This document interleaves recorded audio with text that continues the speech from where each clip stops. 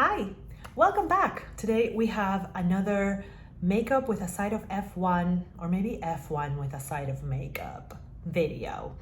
Yeah, I think this one's gonna be F1 with a side of makeup video. Last time I filmed a video touching about F1, it was before the Miami Grand Prix, and well, let's just say that things have happened since then.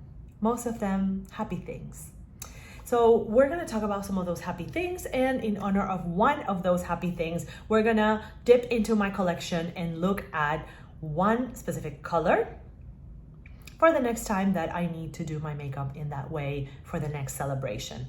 So here on this channel, mostly I spend the time doing beauty content, but I also have been a Formula One fan for the better part of the last 30 years. So I decided to start playing with the idea of intersecting those two things that I spend so much time enjoying, which are makeup and F1, and finding some commonalities and just chatting from a bit of a more relaxed perspective. Mostly, I'm hoping, to the big portion of F1 fandom that are female and are potentially interested in both. So if that sounds good to you, I hope you'll stick around and look at some of the things that we're gonna be talking about today. Okay, so first off, since we last spoke about F1 in this channel, I had said that I had no hopes for Miami. I thought that it was gonna be a pretty boring race. I don't particularly like the track, but I was proven kind of wrong because interesting things did happen. The race was okay-ish. It was okay, but very importantly, we got a new winner. We have not only a new Grand Prix winner, period, but we have a new Grand Prix winner this year. Lando Norris won the Miami Grand Prix. I would say that he won pretty convincingly. I think that it was pretty clear that he had a good shot at winning from the beginning, and I'm glad that this happened because we can finally put the gremlins of will Lando Norris ever win a race to rest. Yes, it took him over 100 Grand Prix to win. It also did for Jenson Button. And, it was the same thing when Jenson was around, and, it was the same kind of discourse of like, ooh, he's really not that great and he's never going to win a race and blah, blah, blah. And it was, very similar, like Jenson Button in the early 2000s spent a lot of time in rather uncompetitive cars. Lando Norris has spent all of his career at McLaren in rather uncompetitive cars. It's taken a while for the team to find its stride, figure out the ground effect era, and really deliver a car that can compete. I think that we started seeing the first signals of that at the end of last year when Oscar Piastri won the Qatar sprint. And, now I think that it's pretty fair to say that McLaren is very much in the mix because they've been on the podium frequently this season. They've been on the top 5 very frequently this season, and now Lando Norris is also a race winner. Then the next race was in Imola, which is a very classic old school track. Lots of, commemorations and homages to Ayrton Senna and Roland Ratzenberger because it was the 30th anniversary of their very unfortunate accident on that track. Imola is a track that I think is very suited for people that like traditional tracks, like Max Verstappen, who won the Emilia-Romagna Grand Prix, which is like the official name. In my mind, it's always going to be the San Marino Grand Prix because that's how I grew up seeing it. But the important thing to point out there is that Max Verstappen himself said, I had to work for this one. It's no longer, what was happening in Bahrain at the beginning of the season where Max Verstappen won by like 20 something plus seconds and we were all groaning at like, oh my God, he's going to run with it again. I don't think so. I'm not going to say that it's going to be like, oh, we're going to get an actual title fight like in 2010 or like in 2012. If you don't know what I'm talking about, I'll leave some videos in the description box so that you can see like recaps of the 2010 and the 2012 season if you're a newer fan. Now that was competition. It was amazing. I don't know that we're going in that direction yet, but we have 8 races. We've had 8 races so far, and we've had 4 different winners. So the tide seems to be turning a little bit towards, more teams showing that they can be competitive and that in the right conditions and putting together the right weekend, they can put a win in the books. And that brings us to what we're doing today for makeup and our last piece of conversation on the exciting things that have been happening in F1.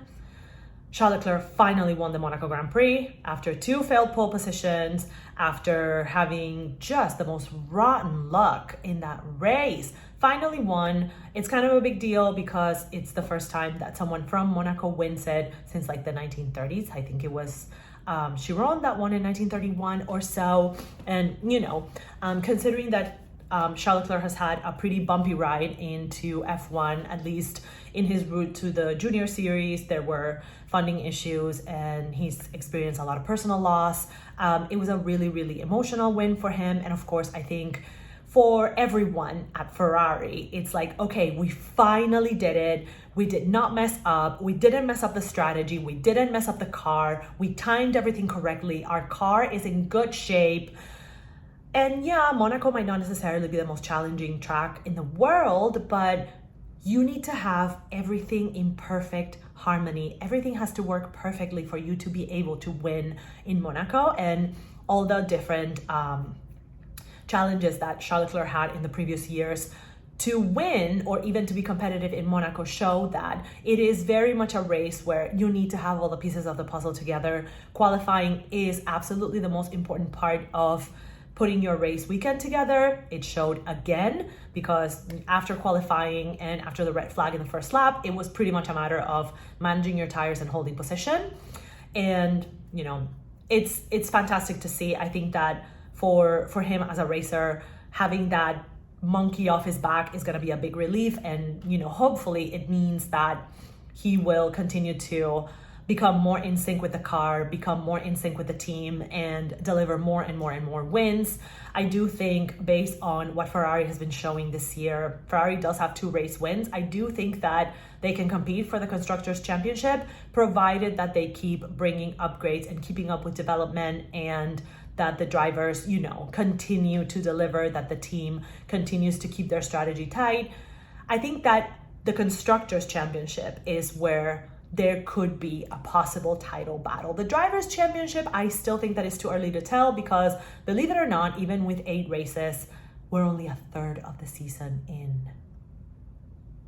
Look, I love F1 as the best of them, but do we really need 24 races? My goodness, it seems like so much. It seems like a lot, especially when you consider that, you know, only the first 10 positions on the grid get points.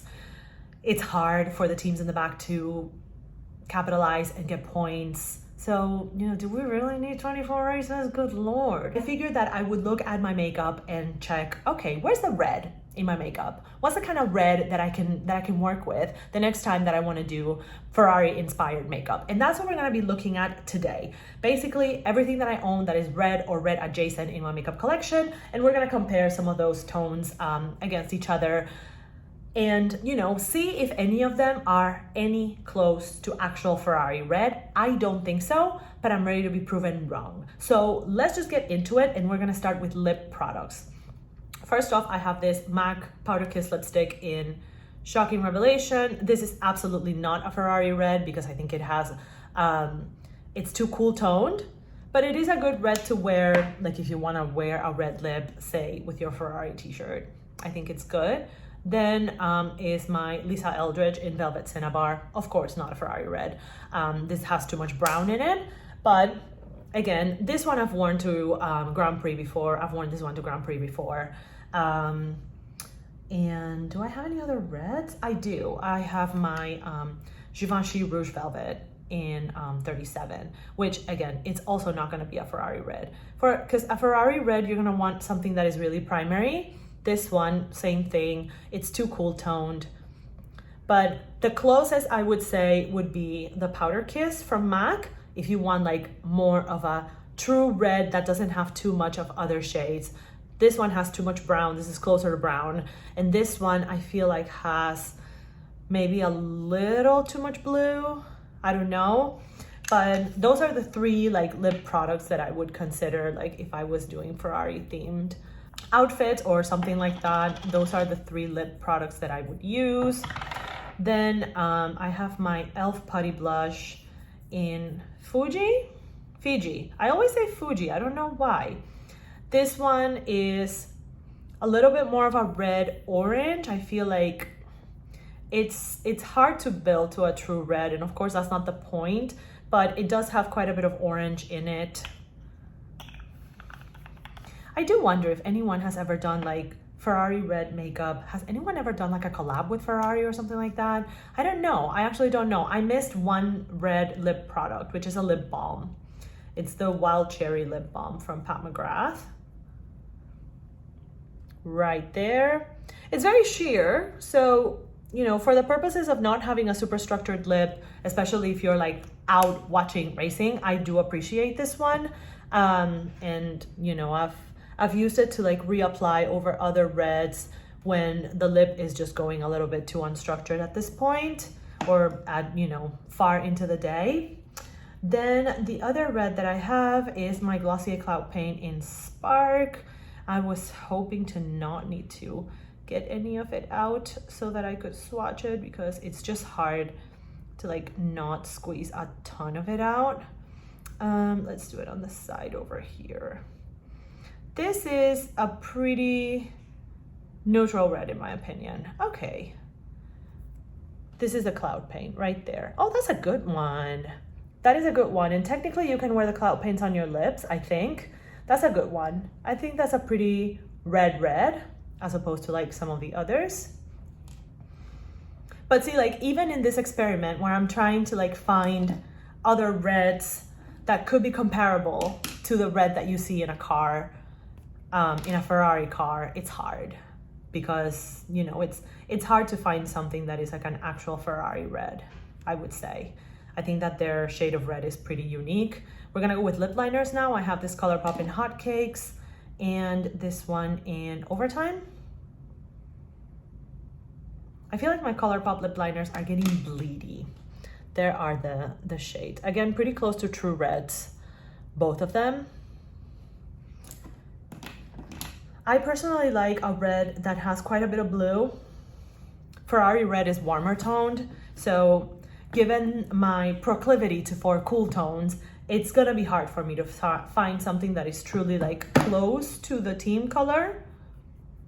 I'm gonna show you my Zoeva powder blush in Curtain Call, which is also a red, but you're gonna notice that it's a really close red to, see, the e.l.f. Putty Blush in Fiji. It's very, very close, except that the powder is slightly more sheer than the putty blush. All right, I think that this is all for lip and cheek products. It is. This is what I have to work with as far as shades of red. If I ever have to do, you know, red base makeup to celebrate Ferrari victories, which I've done in the past, and like for like team day at school for Spirit Week, I always wear my Ferrari shirt, and usually what I do is that I do a monochromatic red makeup, like red cheeks, red lips, and usually a red or red adjacent eyeshadow, but this is what the lip and cheek products look like. This, of course, is going to vary depending on, you know, what are your shades. For me, I look much better in cool and neutral tones, and that's my preference, but I can work with, you know, reds that have a little bit more warmer tonalities here. Let's go over eyeshadow. So I found that I have quite a few in higher end brands. I would say that the reds that I have are mostly from Pat McGrath. So let's show you all the Pat McGraths first. So first off, I have this one that is pretty deep and almost burgundy from the iconic Illumination quad. There it is. And there is that. I would say this is like probably the deepest one of the ones that I own.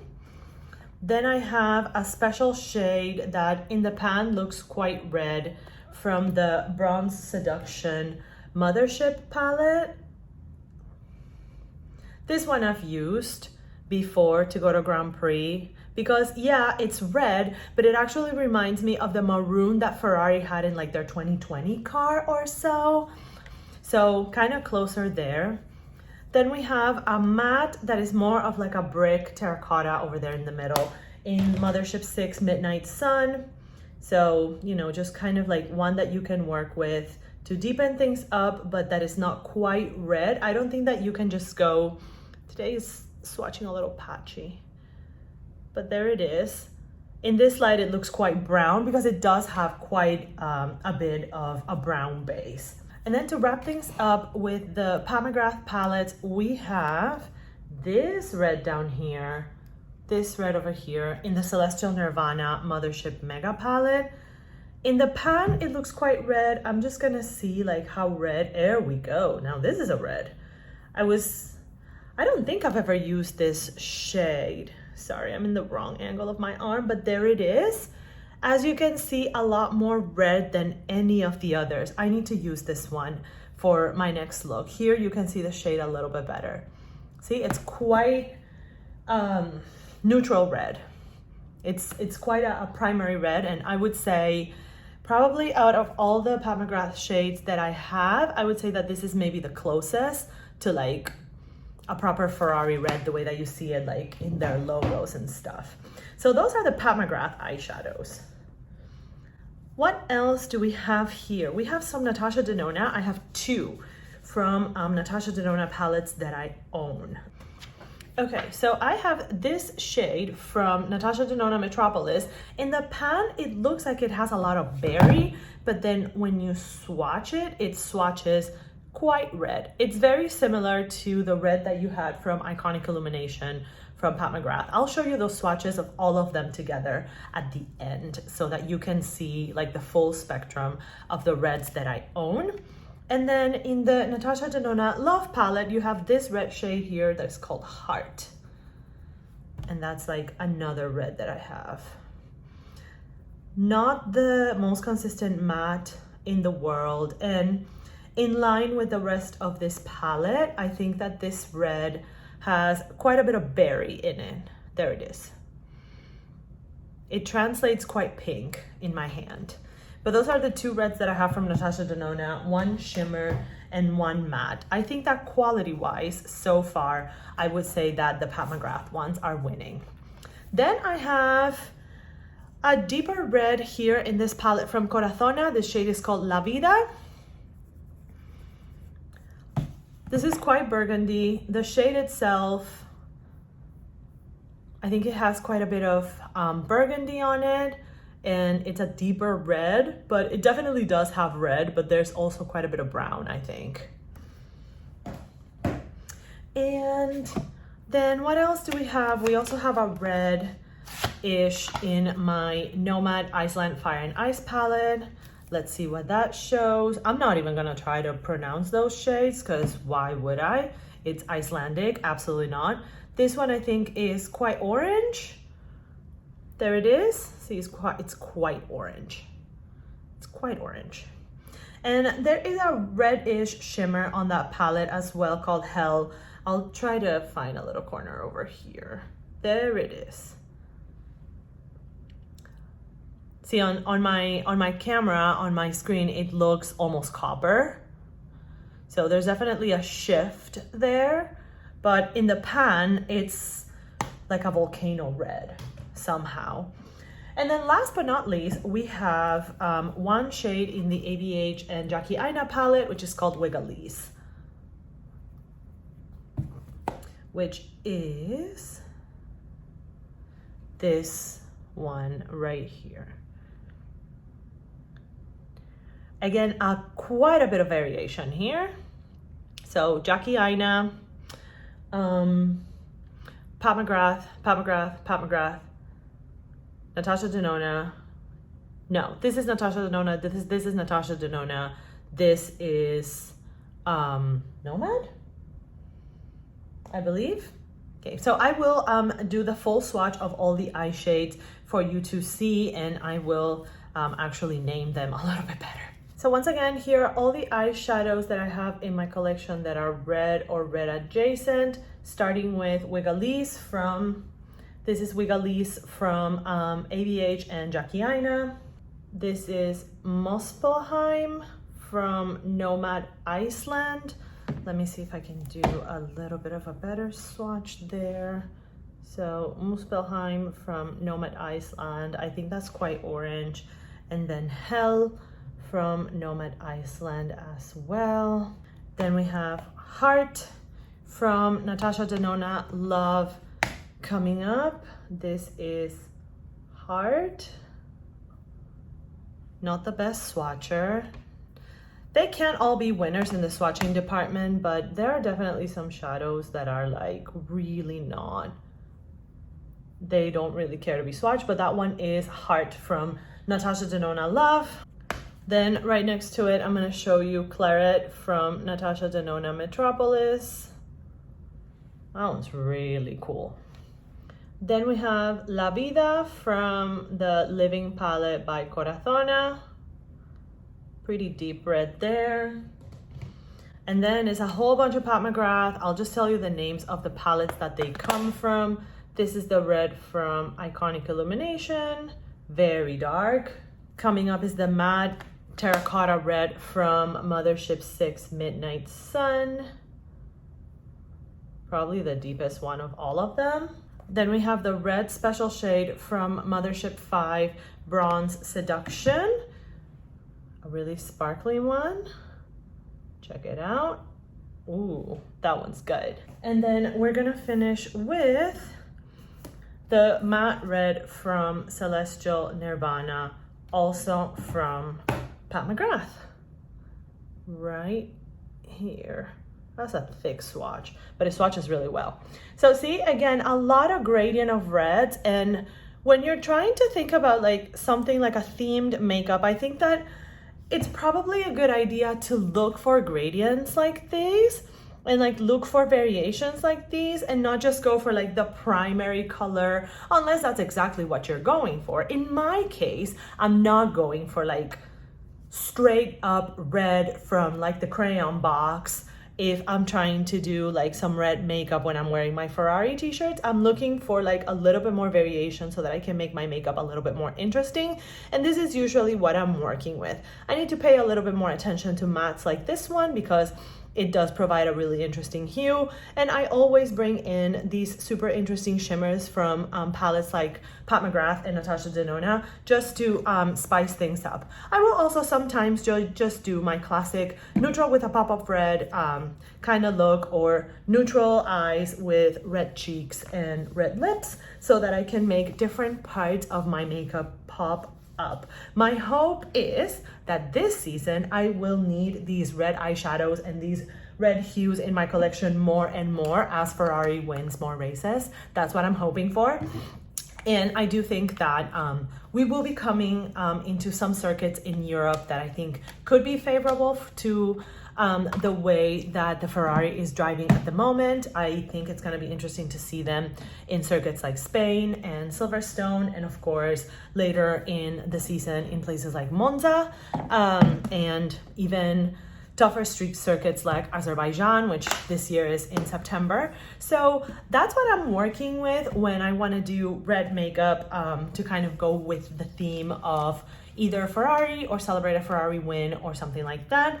And usually what happens is that A, I have a lot of fun with it, and B, the looks end up looking really, really interesting. Again, I know that red is a color that is really intimidating to a lot of people, especially for people that are pale or really pale, because they don't want to look like Heidi from the children's book. I get it. I absolutely get it. I think that for people of my skin tone and deeper, red can be a little bit easier to like build a comfort zone around it.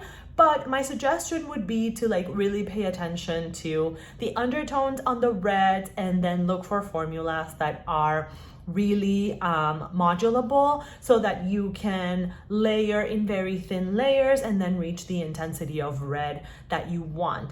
For a color that I don't particularly seek in eyeshadows, I think it's really interesting to see that I have it in a variety of brands. Like I have reds at palettes from 2 indie brands, Nomad and Corazona, and at least like 3 mainstream brands. ABH, Natasha Denona, Pat McGrath, all have red hues. Same thing with like the lip products and the cheek products. It's interesting to see that in my collection, I have reds from a variety of hues. We're gonna finish here with a lip product that I didn't swatch, which was my e.l.f. Glow Reviver Lip Oil in Red Delicious. Which for me because of the shade of my lips. It's not gonna come across as red, but you can see that it's really red in the tube. And if I build it up a little bit, then I do get some of the red and it does come across, but of course in between lightening and the deep color on my lips, it's not gonna come across. But how are you in terms of finding those unusual hues in your collection, especially if you are looking for specific hues, if you are a fan of an F1 team and you want to do like thematic makeup or something like that? I feel like teams like Williams and RB have a really easy time because their colors are like blue and silver. Steak, I'm sorry guys, that green is tough, I'm sorry. What else would be like an easy one? Mercedes is an easy one because it's silver and like aqua, teal kind of stuff, not bad. McLaren, I would not wear that orange. I'm very happy that I'm not a papaya fan because I would not wear that orange. I have one eyeshadow, exactly one eyeshadow that is that orange and is in my electro turquoise palette from Kaleidos, but definitely not my hue. So in that regard, I'm glad that the color of the team that I've been following since I was a kid is red, because that is very manageable and very doable with a lot of the things that I have in my collection. Tell me what you think about how the season is going so far. Do you think that we're gonna keep seeing this variety of winners, or even races here and there that are gonna be a little bit more competitive? Do you like to theme your makeup to any team, F1 or otherwise? Do you ever do that? I think it's fun, and why not? I don't always do that, but I think that for F1 it can be fun sometimes to do, especially when it's a color like red that, you know, it's really fun to wear and can present an interesting challenge for someone that is a makeup enthusiast. But yeah, let me know in the comments if you've been watching any of the races lately. And that's pretty much it. So I will be watching some of the races over the summer. Since I'm gonna be in Pacific time, it's gonna be a little bit earlier for me, but I can always watch after the fact because I have the F1 TV subscription. So that's always fun for me. Anyways, we're gonna wrap it up here. Hopefully my hands and my arm and palm are not too terribly stained, so I better go wash my hands and make sure that tomorrow morning I don't wake up with anything scary that I may or may not think that is an allergic reaction. Thank you for joining me again in my little diatribes about F1 and how I approach my makeup collection in ways that allow me to reconcile the two things so that I can talk about both of them at the same time. I really appreciate you joining me here in my corner of the internet. I hope that you're having a wonderful day wherever you are, and I will see you on the next one. Bye-bye.